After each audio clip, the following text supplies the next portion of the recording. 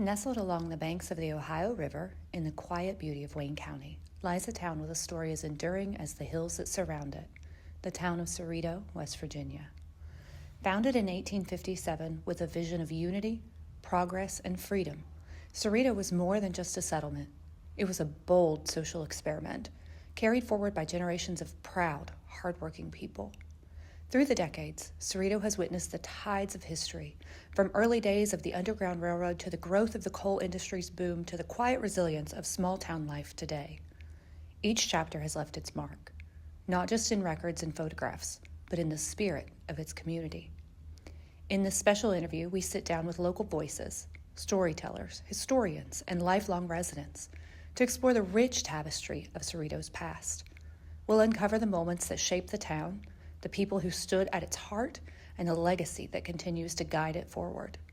Join us now as we journey through time and memory, celebrating the proud heritage of Cerrito, West Virginia, a town built on purpose, preserved by pride, and remembered through stories. Welcome to this episode of Wondering About Cerrito Canova. Our guest today is a Southside Cerrito boy who is one of Cerrito Canova High School's more legendary athletes, number 88 in your program, JerryWorkman. Jerry, thanks for being with us here today. Well, thanks for the invite, Paul.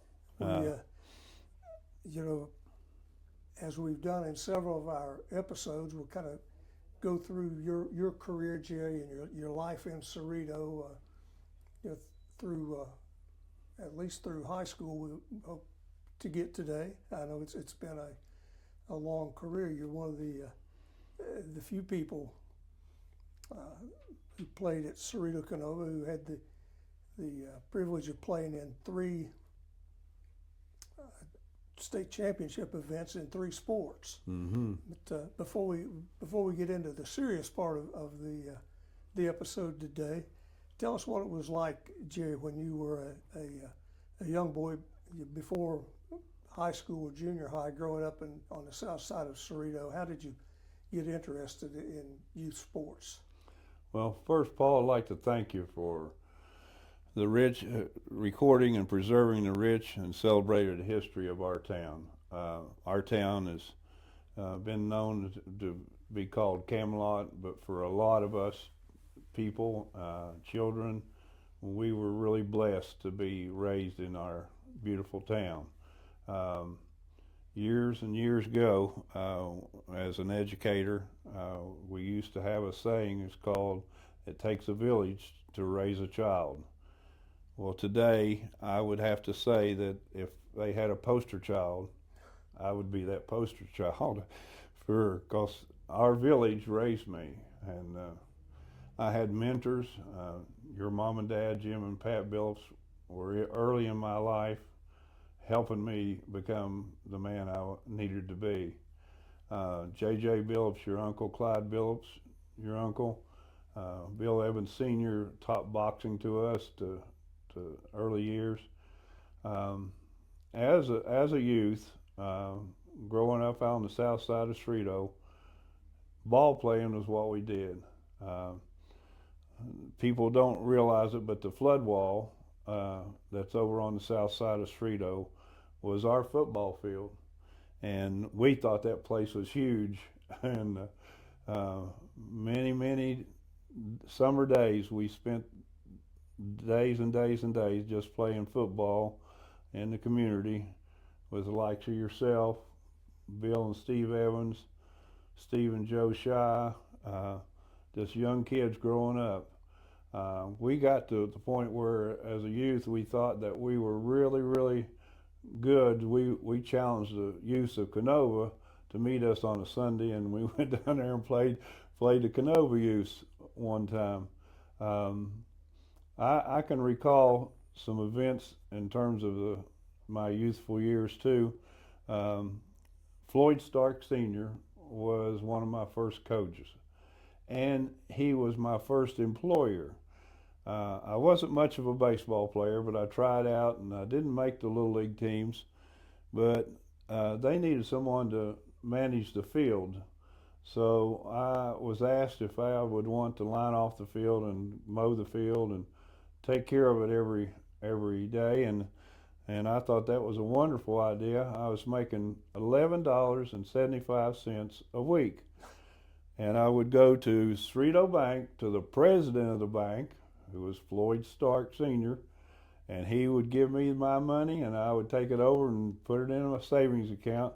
Every week I walked in there as proud as could be to go see the president of the bank to be paid. So that was one of my early employers, and after that I had a paper route as a young man at 13, and then when I become a little more responsible, Donk McFann's a Pure Oil gas station, a place that you were employed as a young man too. We worked there every Sunday and made $15 to run the gas station for Donk McFann. So I have wonderful memories of my childhood and growing up in our town, and having the people mentor me. Your mom mentored me from the days of I was a young man to up into my college years. I can remember going to your mom for tutoring help on writing. I wasn't a good writer, and your mom would help me write my papers for college. And so my youth was beautiful. And we started with Floyd Stark Sr. He started us playing in the Ashland basketball league, and that was my first recollection of competitive basketball. And we ended up as an eighth grader. We was playing Coles in the championship over, which is pretty high timber back then to be in the championship in Ashland's basketball league. I'd like to mention a friend of mine, a wonderful lady, Rudy Griffith. Rudy was Rick Griffith's mom, and Rudy always would drive a car to Ashland when we went to Ashland to play, and we would nearly fight to get in Rudy's car, because after the game, Rudy always went to Krispy Kreme donuts, and we'd get Krispy Kreme donuts and chocolate milk if we were with Rudy. So I'll never forget that. That was one of the highlights of our youthful years. We were hollow legged back then. We could eat and eat and eat. So. Jay, when you were in late elementary or seventh grade, did they have the youth football league operating then? Yes, that was when Jim and Clyde and JJ took us over. I want to think, Paul, that I was 13 at the time that the first one. That was the very first year.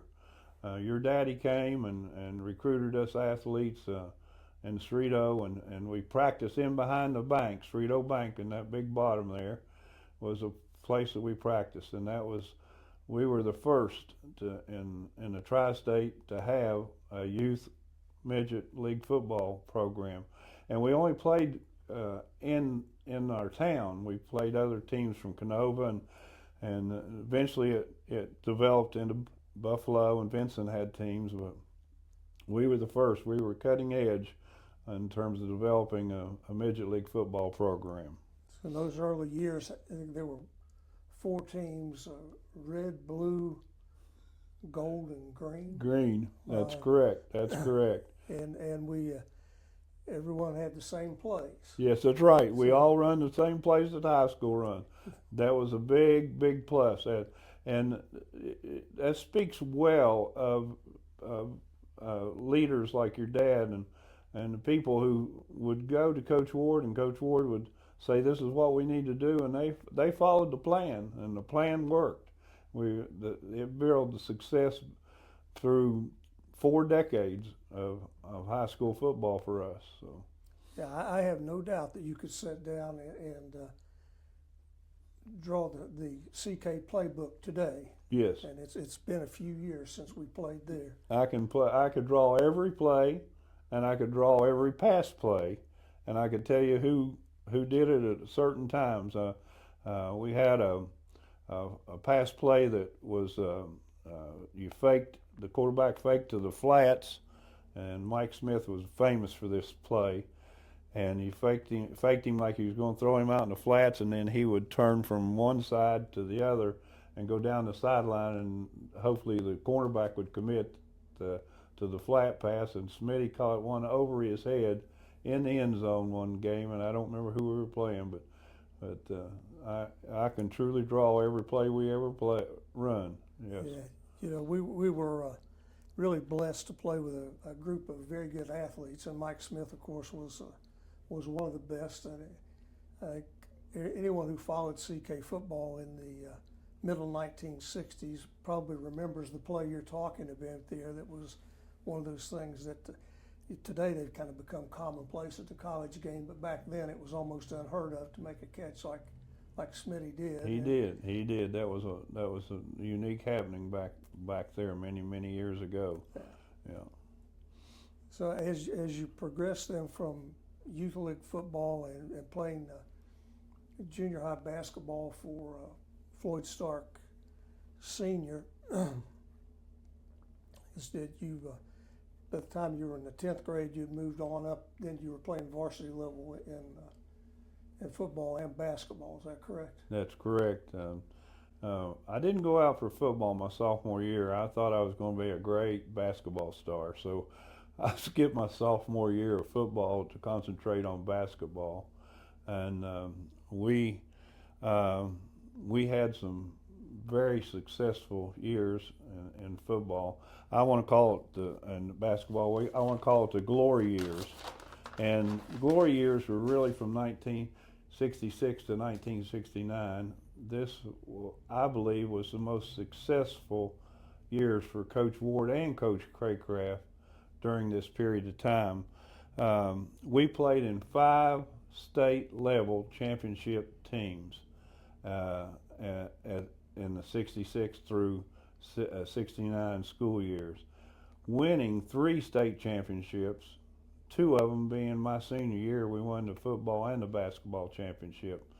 But it started in 1966 in the fall football season. We played Gary in the state championship in Logan, West Virginia. And then the winter of 1966 into 67, we played in Morgantown in the state basketball championship, getting beat by Warwood, the eventual state champions. And then in the spring of 67, we won the state track championships, which I'll talk in a little more detail later on. And then in 1967, that's when we won the football championship my senior year. We played at Parkersburg South, beating Monongah, and Monongah had a famous player at quarterback. Everyone will know the name, Nick Saban. And then in the spring of 68, we won the state basketball championship in Charleston, and we beat Charlestown, who was 26-0, and no one had picked us to beat them. We beat them decisively, 66-48. But some unusual events during that period of time. The 67 football championship, or 66 football championship, that was when I first dislocated my shoulder the first time. And then back then you just patched you up and put you back in the game. And so that was the first time I dislocated my shoulder. And then the next week we were in the Turkey Bowl and behind the bank, and that was the worst dislocation. I had I dislocated hitting Dave Ferguson, trying to tackle him, and ended up in the hospital. Billy Evans took me to the hospital, and they never got it back in the socket. And what was wrong with me, I had a birth defect, and the best way to explain it is the ball that went into the socket, I had a flat side to the ball. And every time that ball would roll up with contact, it would cause it to come out of socket. And it's an unbelievable number, but in a little more than a year's time, I had a dislocation of 70 times. So you had a dislocated shoulder 70 times in 1 year. In 1 year. Eventually having to have surgery during my senior basketball season caused me to miss 2 months of my basketball season. Uh, and but it it was all worthwhile in my opinion. I wouldn't trade my years in CK for nothing, no matter what it was. So, Well, Jerry, let's go back to that your first championship football team you played on or made it to the state final. Actually, didn't win that game against Gary. Who were some of the other players on that team? well, we had that was a 9-2 team, and Gary was a 9-2 team. When we played there in Logan, um, that Mike Smith and was a halfback and who was set a state record in scoring, just like Tommy Dale did, and then Mike Murphy had the state scoring record his senior year. For 3 years, we held the state scoring record, and then we had John Stevens was our quarterback. We had Gary Purdue at one guard and me at the other one. Don West was a tackle. Odie Rakes was one of our ends. Bill Evans was one of our ends. It's funny that junior year, this is a happening that I'll never forget. They got to choose numbers, and I choose number 88, and or chose number 88. And coach come around, and he'd say, "Boys, what position you playing?" And you'd tell him what position you was going to try out for. So it come around to my turn, and he said, "Workman," he said, "what position you going out for?" And I said, "Coach, I'm an end. I'm an end." And he stopped and he studied real long, and I thought, this may not be good. He said, "Workman, are you as fast as Odie Rakes?" "No, sir. No, sir. I'm not as fast as Odie." He said, "Can you beat Bill Evans out at end?" Probably not, sir. Billy is an All-American and went to Ohio State on football scholarship. But he said, "I think you'll be a guard." Well, the deal was, and I asked if I could keep 88, I'll play guard. He said, "You can keep 88, so the rest is history." I moved to guard that year in my junior year. And it was a great move for our team, and it was a great move for me too. So you moved on from the '66 championship game loss in football, then into basketball season, and it turned out having a pretty fair basketball team that year, didn't you? Yes, sir, we did. We were very successful that year, and I think we surprised a lot of people. We made it all the way to the state tournament in Morgantown at the old field house, and where was Sophia and Parsons playing each other in one semifinal, and CK and Warwood playing in the other semifinal. Sophia beat the heck out of Parsons 83-60, and we got beat by 1 point, 38-37, against Warwood. But the starting players back then for our junior was Floyd Stark Jr., Mike Smith, Bill Evans, myself, and Danny Joe Pelfrey. And at halftime of the state semifinals against Warwood, we were ahead by 14 points. And the third quarter, we did not score a point, not in the whole third quarter. And with 3 minutes and 27 seconds left in the game was tied 35-35. Well, in that period, we were pressing, and we fouled a boy named Bill Kennedy, and they had made one foul shot, made it 36-35, and Bill made the next two foul shots, making it 38-35. And then we scored a bucket, making it 37-38. And with 33 seconds left in the game, we missed a wide open layup and two foul shots, and either one would have won the game for us.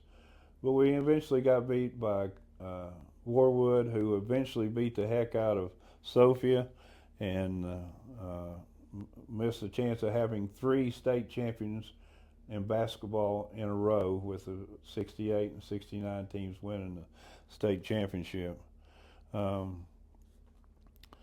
We were 9 for 22 at the foul line. That's where we got beat. They were 14 for 18 at the foul line, and that's where they beat us at. I'm going to tell you something that stuck with me for years and years and years, that touched my heart back then. After the game, we were in the field house, in the locker room, in the basement of the field house, and we were crying, upset that we'd gotten beat in the state championship.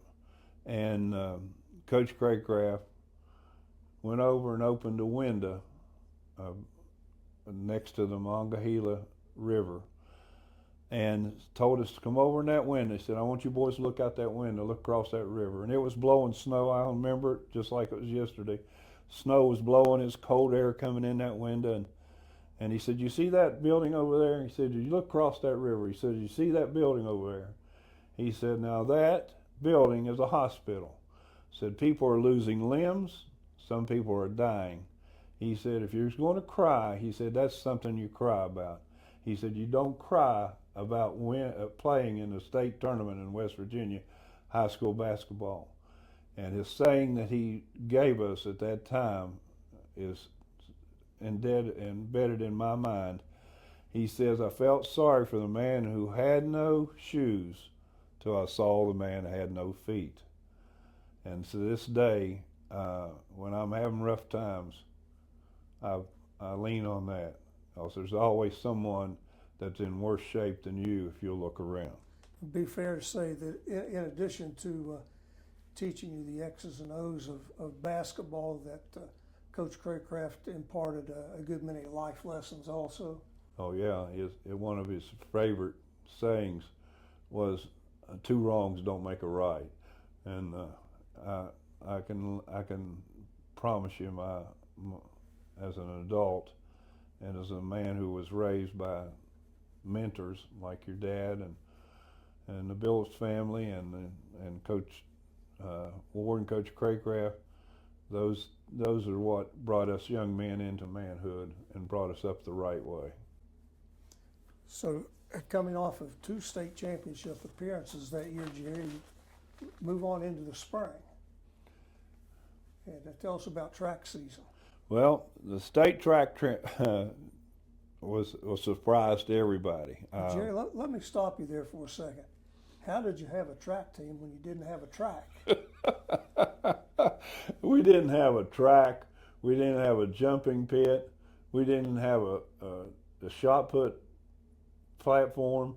We made the most of what we had. Coach Craycraft was an inventor, and he learned to coach with what you had in front of you and what you had to use. But that was unbelievable. Like you're saying, it was unbelievable that you could win a state track championship without a track. And you had hurdles. We'd set them up on the football field and run hurdles. And you didn't have a curve to run the hurdles. You just had to run straight down the field. So, but we were blessed at that time. We had some dedicated, hard-working distance runners. They worked year-round. Dana Farrell, Rick Griffith, Bruce Craycraft, Jimmy Brumfield, Glenn Hager, Glenn riding out. We had some real blessed distance runners, and that was the backbone of our track team. But we also were blessed with some sprinters. We had a boy who Coach Craycraft described as an Olympic possibility, Odie Rakes. And he said if Odie would have concentrated on track like he concentrated on baseball, he could have made the Olympic team. And it had hurdlers, Bill Evans and Mike Smith. And we had high jump and broad jump was myself and Mike Smith. But we were blessed to have a nucleus of gifted athletes and hard and dedicated working distance runners to win a state championship I'll tell you some humorous stories around this. When Coach come to me and asked me if I had high jump, we didn't have a high jump pit. The only thing we had was a jumping pit for broad jumping. And he got some make standards out of the shop to jump. We didn't have a pit. I had to jump on the sand. So needless to say, you didn't jump very high and fall into the sand pit. But I can remember landing on my back a many a days practicing that Western roll until Coach finally figured out, well, Workman's going to stay with this, so I'm going to have to get a track pit, a jump pit. So he went to the rubber plant, and they sent us a bunch of foam rubber over there, and we fixed a pit out of it with netted bags to practice high jumping. And I went from jumping 5'4" to setting a regional record at the time of 6'2". Dana Watts ended up beating my record at regional at 6'2.5". But that state track meet come down to the mile run, the next to last race in the state meet, and we had to win it to have enough points to win the state meet. And I'll get to that story in just a minute, but I have to applaud some real hero running by O.D. Rakes. O.D. Rakes won the 100, the 220, and the 440. He ran a 10 flat 100, which set a record. He ran a 22 flat 220, which was a record at the time. And he ran a 440 49 flat, which was a record at the time, becoming the high point winner of the state track meet for AA. And we were Odie played baseball. He never practiced a day of track. Coach would go get him on Saturday mornings when we'd have track meet, and he didn't he started blocks, or he just learned to do it as he got to the track meet. And that's the reason why, to this day, I agree with Coach. I think he could have been an Olympics participant if he would have concentrated on track like he did baseball. I went from 6'2" jumping in the regionals to 5'10" jumping in the state meet. I got shin splints that week, and Coach told me to go home and soak my legs in hot bath water and salt water, and I did, but to no avail did I jump back to the level I had done at the regional level. I was able to jump 22-3 in the state broad jumping, and Mike Smith jumped a little farther. I think Smitty finished first in the broad jump. But the race that won it all for us was Rick Griffith's Run the Mile. And Coach Craycraft knew where he needed to help at. When Rick was going to make the third and fourth turn coming down the home stretch, he sent Dana Farrell and Bruce Craycraft down to number 3 and 4 turn to cheer Rick.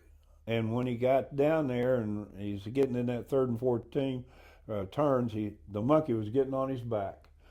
And those two boys cheered and hollered and run beside him, so he run to keep up with them and won the mile run, which put us enough points to win the state track meet in the spring of '67.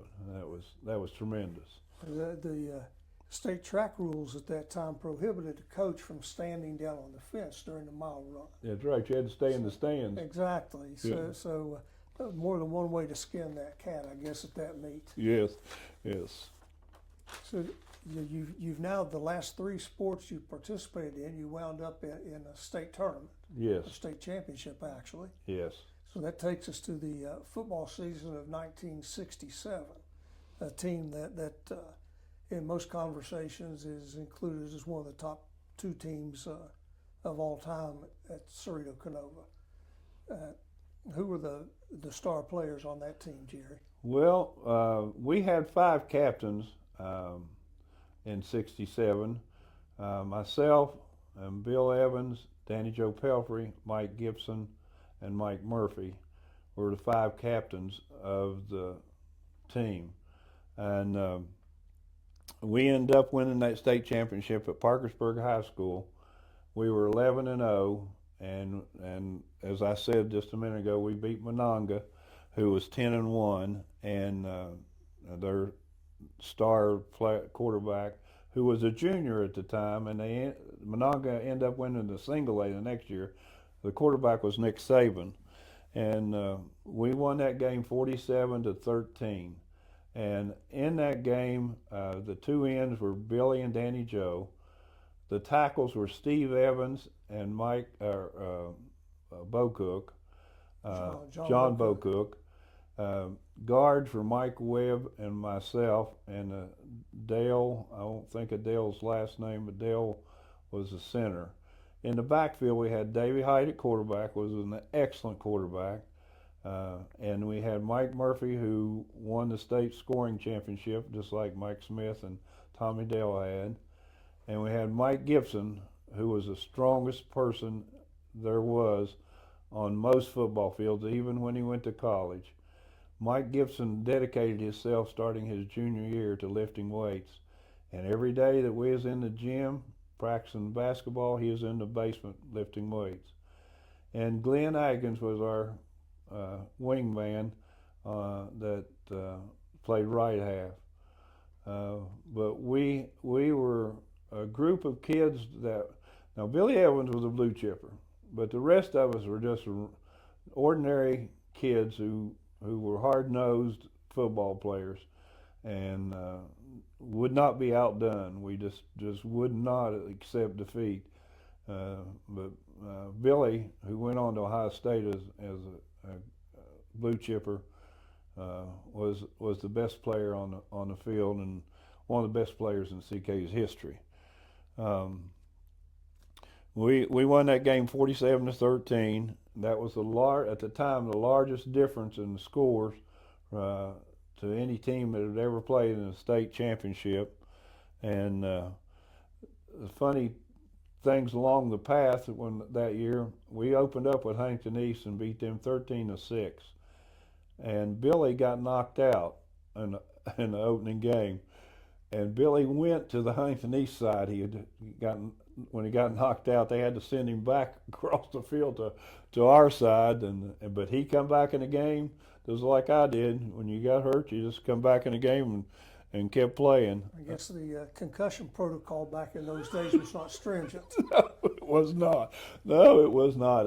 One of the beautiful parts of this plan that Coach Ward and Coach Craycraft had, we had 5 captains, as I said, and each captain, we had over 55 players on the team, and each one of us had a team, and we would run wind sprints from across the football field 50 yards. And needless to say, I didn't want my team to have to suck air. I'd be on them, and Billy would be the captain of his team. If he had a loafer, he would get on to him. So Coach Ward and Coach Kraft didn't have to encourage us to run. He had his 5 captains, and the 5 captains made sure that the wind sprints were done correctly and done hard. And Jerry, I think in the memory of most people from Cerrito Canova, or a memory that most people have of that game, is during a pregame warm-up.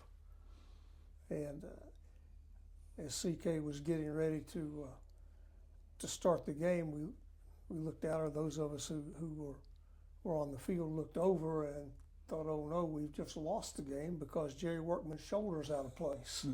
Well, Coach had to put it back in socket. We was doing jumping jacks and warm-ups, and my shoulder come out of socket. And that was, there was 2 other times that I had a dislocation that concerned people. We was playing Vinson, and on opening play of the Vinson game on offense, I fired out on a boy named Bruce Bevins, who was really a strong player, and he got his forearm underneath my arms and popped it out, and I didn't get to play that game. We handled Vincent pretty easily, and Coach knew he didn't need me, but man, that tore me up. And then needless to say, the state championship and Logan was the other time that the only times that I can remember that I was affected on the football field from my shoulder. I played through pain, and I went ahead and did whatever I needed to do to get the job done. So, Well, we're on a pretty good roll here now, Jerry. You've played 4 seasons of different sports and wound up in the state title game in all 4. So take us to the basketball season.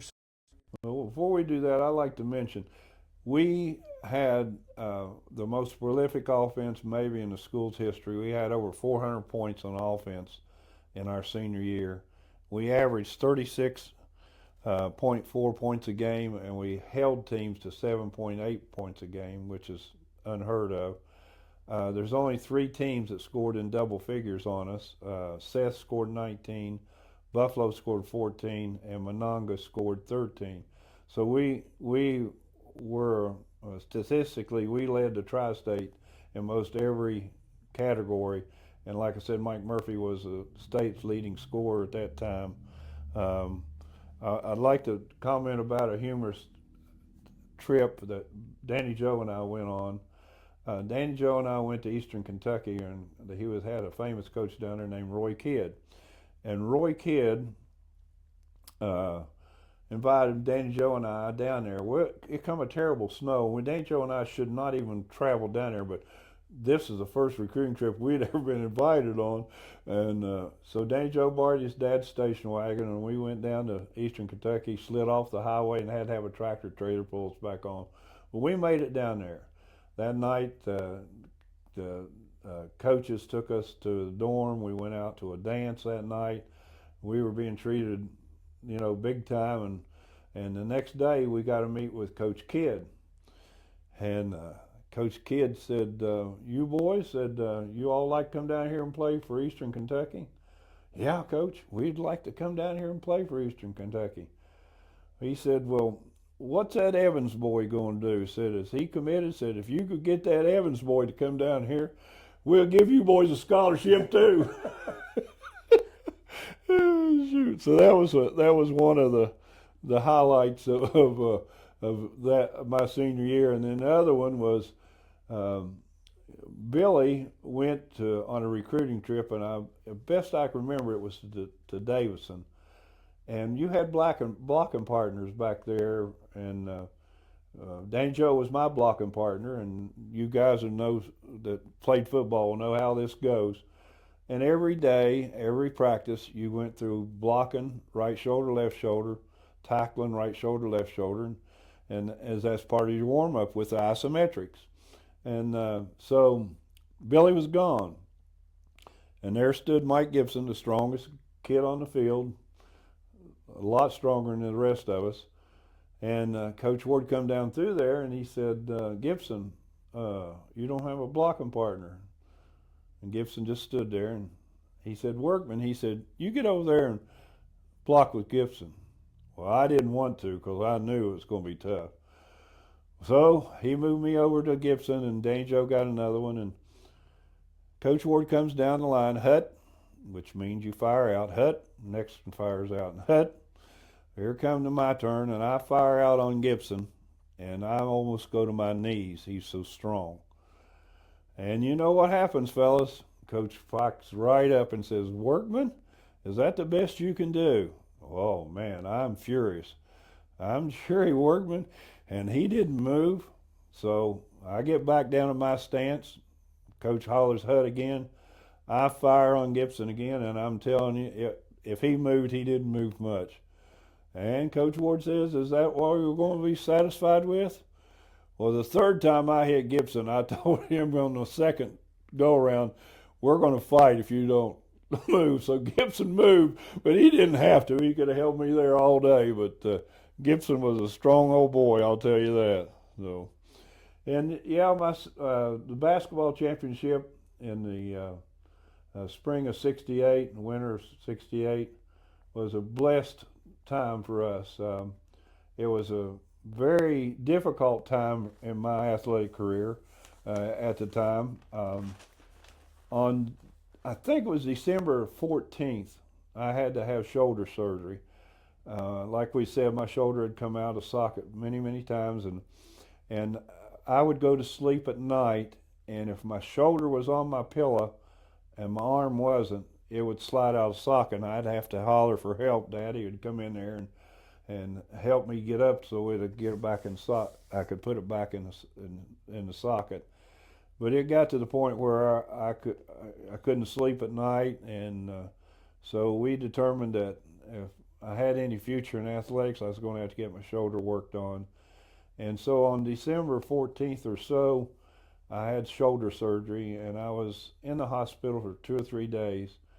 And after that, it was February the 14th before I got to play in my next basketball game. But I never missed a practice. I never missed a game during that 2-month period, except for that week I was in the hospital. And so we got back, and I run. I did wind sprints. I did whatever the boys did, I did. And eventually I was able to start practicing again, and eventually I got to play again. And we played in a state tournament in Charleston, and we were 23-3. And the 3 teams that beat us was the Russell Red Devils, the Barbersville Pirates, and Parkersburg South. And that was the only 3 teams that had beat us. And Charlestown was 26-0. They had 2 power forwards that went to Morgantown to play basketball that year, and one was a Jones, and I don't remember the other one's name. But anyway, we beat Charlestown in the state championship. We played St. Mary's in the semis and beat them, and Mullins had a great player that everyone will remember, Mike D'Antoni. He played for Mullins and was a point guard at Marshall and went on to play professional basketball and coach then the NBA. But we won that game and beat Charlestown soundly at 66-48 and made them 26-1. And no one gave us a chance at that game. I'll tell you a few humorous stories along that period of time. We were playing Russell, and this, Paul, you'll know this. Every game you went home and took a what? A nap. Absolutely. Before the game. That was religious practice.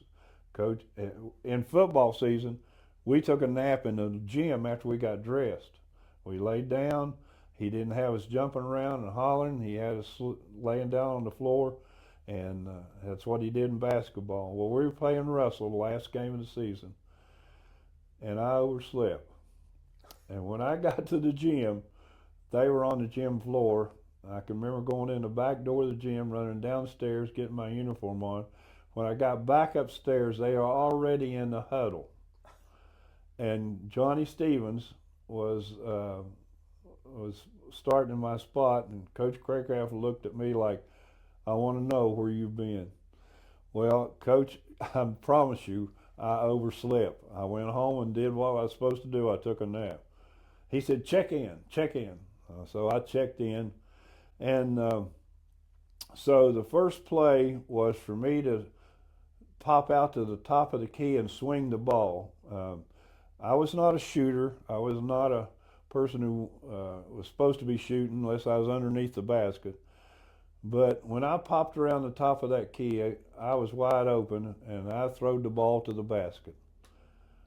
Well, the ball banked in from the top of the key. He sent John Stevens in immediately, and when I come to the bench, he says, sit down till you wake up, because you ain't supposed to be shooting the ball. So, we were very successful that year, and defending winning the state championship. We beat Vincent in the sectional, and I cannot recall. I think Mate One was in our region who we beat in the regionals, and Billy. Well, this all-tournament team was I was the first one picked on the all-tournament team, which meant I had the best game in the state tournament. But that come by the design, the part of the plan of Charlestown was to let JerryWorkman shoot all he wanted to shoot, okay? And like I said, I wasn't supposed to be a scorer, but that game, it was working for me of all things. And every time I got the ball, I couldn't figure out why everybody was 5 foot away from me. They wanted me to shoot the ball. So I ended up scoring 17 points, being one of the high point men of the tournament game. And one of the highlights of that tournament game was we were at the foul line. I don't remember who was shooting, but I was in the middle block. And Charlestown had me blocked out on both sides. And the ball come right off the front of the rim, and with my left hand, my good arm, I tipped the ball back into the bucket over those 6-7 boys. And that was a highlight of my state tournament, tipping a ball in off a foul shot. But I'll tell you another humorous story.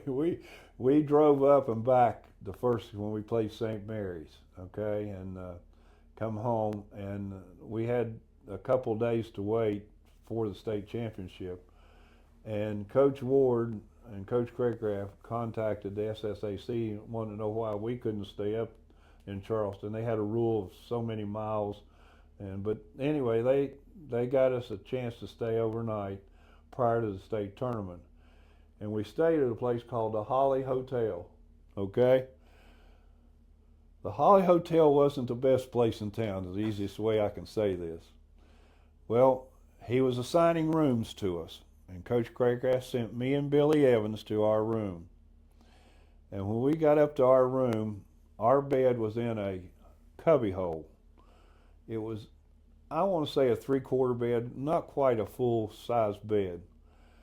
And when me and Billy got in the bed, it was like two water tanks rolling to the middle, okay? And the way we had to sleep at night was our backs to each other to sleep in that bed. But we managed to get through the night and rise and shine the next morning and win us a state championship in the basketball. And the all-tournament team was made by 4 of us, Billy, myself, Danny Joe, and Dick Stark.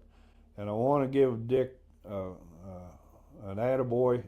Dick was one of the leaders on our defense that game. They had a point guard that struggled with Dick. Dick pressed him from the word go, from the inbounds pass down. I know maybe 3 or 4 times Dick got a charging foul from this guy or a push-off, which turned the ball over, limiting the number of times that they got the chance to score. And Dick's defense contributed greatly to our success at winning that state championship. That and our pressing defense was the 2 keys that I think enabled us to win the game. You know, Jerry, to add to your story about our overnight stay in the Holly Hotel, and I was a sophomore that year on that team, and not wise to the ways of the world, but when we went into the lobby of the hotel, I noticed there were an inordinate number of women in the lobby. And I was assigned a room with Sam Colvin, who was a senior at the time, and a fine, fine man. Well, we went up to our room, and Sam decided he was going to go back downstairs with some of you older fellas, and you know, being a sophomore, I guess I was probably 14 years old, I decided I better stay in the room. A few minutes later, Sam came back in and very distressed. And Yes. I said, Sam, what's wrong? And Sam said, well, there are prostitutes down in that lobby. I'm 14 years old. I don't know what a prostitute is. And I said, well, should I go down and look? And he said, no. You stay right here. You're not allowed. That insulted Sam. I promise you it insulted Sam. Yes, it did. That was an eye-opening trip for me. Yeah. Well, as I said, I've been blessed to be raised in this community. And my mentors over the years, I failed to mention one other mentor. Ronnie Asbury was my junior high coach. And Ronnie was a very good Christian man who in junior high led us to some success in our junior high years. But this village has raised me and raised me to be a good man, and I want to thank all who had a hand in raising JerryWorkman in our Camelot. And thank to your mom and dad. As I said, your mom was on my side from the time I was a 7 or 8 year old till I graduated college. And without people like your mom and dad, I wouldn't have been where I was at to this day. Well, Thank Jerry, you. I appreciate it, and just so our listeners will know, Jerry went on after high school to West Virginia State College to play football, and his shoulder was a continuing problem there, and so he had to give up his football career. He came back and graduated from Marshall and had a long and distinguished career as an educator here in Wayne County. And the only other thing I would add to this podcast of growing up on the south side of Cerrito, Jerry neglected to mention we had the Walmart of our time on the south side with J. Kendrick's grocery store. That everyone who lived over there spent much time in Jay's store, and we thought it was the most wonderful of places. That's right. You got your bread and milk and anything else you wanted, your candy. And Jay Kendrick was one of the innovators to a small store in a small town. Yeah, for sure. So again, Jerry, thank you for coming in and sharing your story with us here today.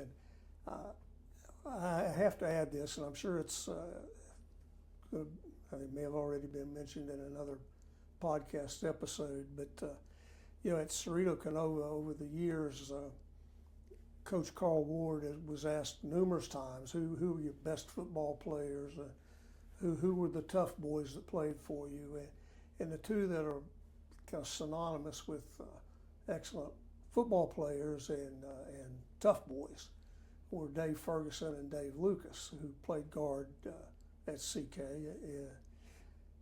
for both of them for 4 years. But both those gentlemen have told the story that they were talking with Coach Ward over lunch several years after they had graduated from high school, and I guess wanting to hear Coach confirm to them just how good they were, they asked Coach, who were the toughest guys that played for you.